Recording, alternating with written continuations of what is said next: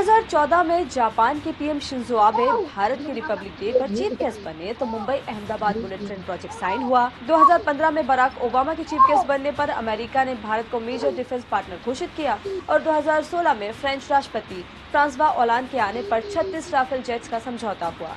अब इस बार European union के दो टॉप लीडर्स उर्जुला वॉन और एंटोनियो कोस्टा रिपब्लिक डे पर चीफ गेस्ट है। आखिर इस बार भारत ने यूरोपीय यूनियन के लीडर्स को न्योता क्यों दिया, कैसे चुने जाते हैं रिपब्लिक डे के चीफ गेस्ट और इससे भारत क्या हासिल करता है, जानेंगे भास्कर एक्सप्लेनर में। सबसे पहले जानते हैं यूरोपीय यूनियन के लीडर्स को ही चीफ गेस्ट क्यों बनाया गया। दरअसल ये इस बात का इशारा है कि Bharat trade technology, climate action और जियो पॉलिटिक्स जैसे अहम क्षेत्रों में यूरोपीय यूनियन का सहयोग चाहता है। इसके पीछे 4 और बड़े मकसद भी हैं। पहला, फ्री ट्रेड एग्रीमेंट यानी FTA से ग्लोबल जीडीपी का 1/4 यानी करीब 200 करोड़ ग्राहकों का मार्केट तैयार होगा और भारतीय सामानों के लिए यूरोप का 45 करोड़ कंज्यूमर वाला बाजार खुलेगा। इसे मदर ऑफ ऑल डील्स बताया जा रहा है, जिसका ऐलान 27 जनवरी को भारत यूएई शिखर सम्मेलन में हो सकता है। दूसरा, यूरोपियन यूनियन 27 देशों के ब्लॉक की तरह काम करता है और भारत यूरोपीय कमीशन की अध्यक्ष उर्जुला वॉन डेर लेयन और यूरोपीय काउंसिल के अध्यक्ष एंटोनियो लुइस सैंटोस दा कोस्टा को बुलाकर एक साथ पूरे यूरोप को साधना चाहता है। तीसरा, अमेरिका चीन के खींचतान के बीच मौजूदा वर्ल्ड ऑर्डर में यूरोपियन यूनियन से नजदीकियां भारत के लिए एक बफर स्ट्रैटेजी होगी। सप्लाई चेन के लिए चीन पर निर्भरता, साउथ चाइना सी पर चीन का कड़ा रुख और ट्रम्प के टैरिफ के चलते भारत यूरोप से अपना मजबूत ट्रेड रिलेशन बना रहा है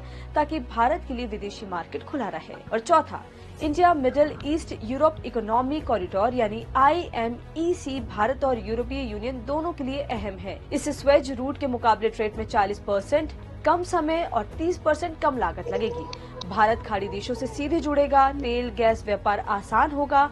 भारत चाहता है कि FTA और IMEC साथ मिलकर काम करे ताकि सामान बिना रुकावट पेरिस, बर्लिन और रोम तक पहुंचे। इसके अलावा पहली बार रिपब्लिक डे परेड में यूरोपीय यूनियन को सैन्य दस्ता मार्च करेगा, जो दोनों के बीच बढ़ते रक्षा सहयोग का सिंबल होगा। अब जानते हैं भारत यूरोपीय यूनियन के नेताओं को बुलाकर क्या मैसेज देना चाहता है। इस पर Sardar Patel university of police security and criminal justice में इंटरनेशनल अफेयर्स डिपार्टमेंट के डिप्टी डायरेक्टर विनय कौरा बताते हैं। यूरोपियन नेताओं को बतौर चीफ गेस्ट बुलाकर भारत बताना चाहता है कि वो अपनी विदेश नीति किसी एक ताकत, खासकर अमेरिका के इशारे पर नहीं चलाना चाहता। आज जब यूरोप अपनी अलग पहचान और रणनीतिक आजादी की तलाश में है तो भारत उसके साथ खड़ा है। अब जानते हैं रिपब्लिक डे के चीफ गेस्ट चुने जाने का प्रोसेस क्या है। रिपब्लिक डे पर चीफ गेस्ट के चुनाव की प्रक्रिया करीब 6 महीने पहले से शुरू हो जाती है। सबसे पहले विदेश मंत्रालय उन देशों की लिस्ट बनाता है जिनके साथ भारत को कोई रक्षा समझौता, स्ट्रेटेजिक पार्टनरशिप या कोई बड़ी निवेश डील होने की उम्मीद है। इसके अलावा उस देश के नेता को बुलाने से भारत का ग्लोबली दबदबा बढ़ सकता है। फिर ऐसे नेताओं की लिस्ट प्रधानमंत्री कार्यालय भेजी जाती है,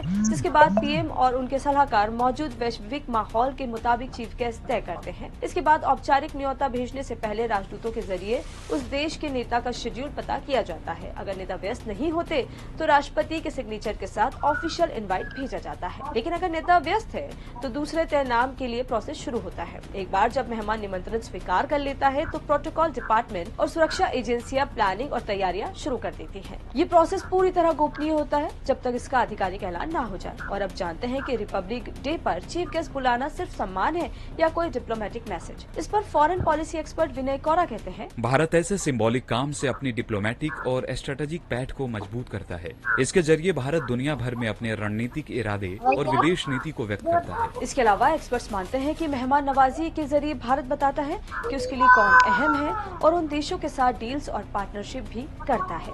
इस वीडियो में इतना ही। ऐसे और भी वीडियोस को देखने के लिए जुड़े रहे दैनिक भास्कर ऐप के साथ।